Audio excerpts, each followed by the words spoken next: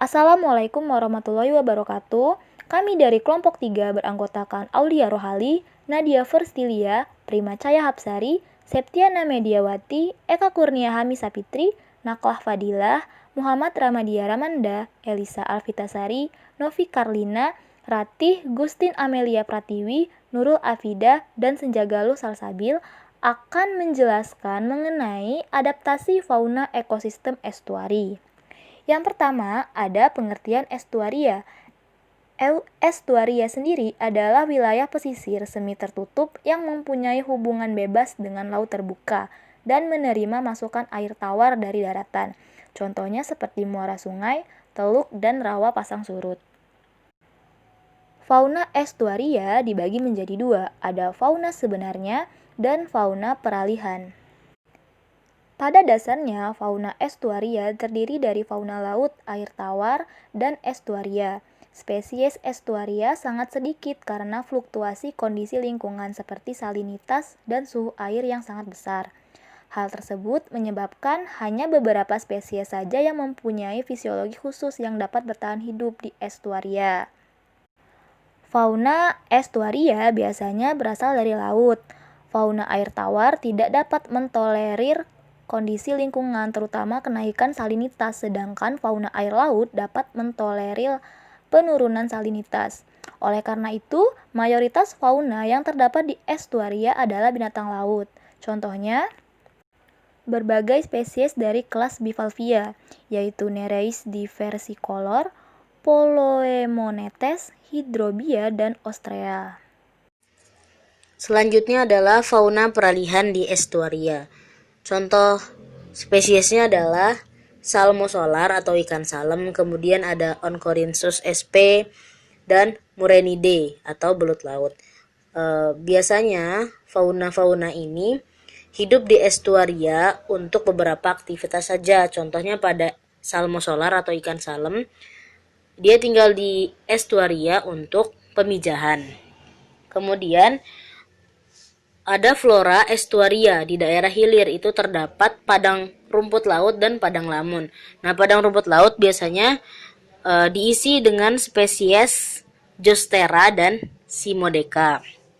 Kemudian ada berbagai jenis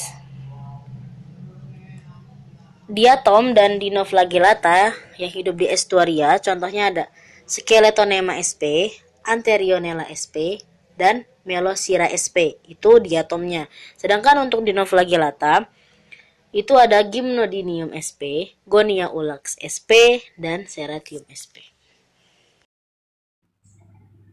Adaptasi yang selanjutnya akan dijelaskan oleh saya sendiri, Nurul Afida, yaitu adaptasi morfologis. Adaptasi morfologis biasanya hewannya memiliki rumbai-rumbai halus atau rambut atau setae yang berfungsi untuk menjaga jalan masuk ke ruang pernapasan agar permukaan ruang pernapasan tidak tersumbat oleh partikel lumpur. Nah, contoh hewannya adalah kepiting estuaria dan kelompok gastropoda. Kemudian adaptasinya memiliki operkulum pada gastropoda yang berfungsi untuk mengatasi kekurangan air ketika air surut dengan cara masuk ke dalam cangkang lalu menutup rapat operkulum. Adaptasi yang ketiga yaitu kulitnya kedap air yang berfungsi sebagai pembatas dan dapat memanjat pohon untuk mendapatkan makanan. Adaptasi morfologis pada bivalvia itu dia dapat menutup rapat valvanya yang berfungsi untuk mencegah kehilangan air pada saat air surut. Kemudian adaptasinya dapat menempel di pohon untuk mendapatkan makanan. Contohnya yaitu Sarcostrea echinata dan Sarcostrea cucullata. Berikut ini adalah contoh gambarnya pada kelas bivalvia. Kemudian adaptasi pada kepiting uka atau fiddler crab itu dia adaptasinya memiliki ukuran tubuh yang kecil karena sebagian besar energi yang dimilikinya dipergunakan untuk beradaptasi menyesuaikan dengan kadar garam lingkungan. Berikut adalah contoh gambarnya. Selanjutnya adaptasi fisiologis. Adaptasi fisiologis merupakan proses penyesuaian metabolisme atau fungsi kerja organ makhluk hidup terhadap kondisi lingkungan sekitar.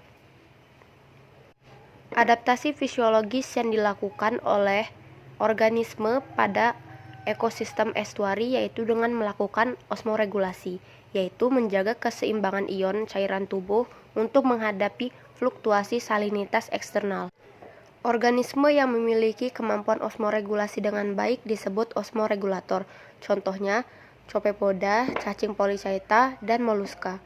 Organisme yang memiliki kemampuan osmoregulasi rendah disebut osmokonformer. Kemampuan mengatur osmosis menurut beberapa ahli sangat dipengaruhi oleh suhu. Di daerah tropis dengan suhu air lebih tinggi dan perbedaan suhu antara air tawar dan air laut kecil biasanya dihuni oleh spesies estuaria lebih banyak, dan spesies lautan yang stenohalin dapat masuk lebih jauh ke dalam hulu. Selanjutnya, adaptasi tingkah laku. Adaptasi tingkah laku adalah kegiatan atau tingkah laku organisme yang menyesuaikan dengan kondisi lingkungan untuk membantunya bertahan hidup. Adaptasi tingkah laku bisa berupa hasil belajar ataupun insting atau naluri sejak lahir. Salah satu bentuk adaptasi tingkah laku yang dilakukan oleh organisme estuaria adalah membuat lubang di dalam lumpur. Ada dua keuntungan yang didapatkan dari organisme yang beradaptasi seperti itu, yaitu yang pertama adalah dalam pengaturan osmosis. Keberadaan di dalam lubang berarti mempunyai kesempatan untuk berhubungan dengan air interstial yang mempunyai variasi salinitas dan suhu lebih kecil daripada air di atasnya. Yang kedua, membenamkan diri ke dalam substrat berarti lebih kecil kemungkinan organisme ini dimakan oleh pemangsa yang hidup di permukaan substrat atau di permukaan kolam air.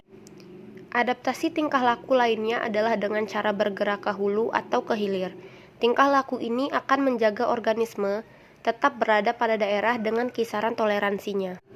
Contohnya pada beberapa spesies kepiting dan ikan. Selanjutnya, adaptasi ikan gelodok.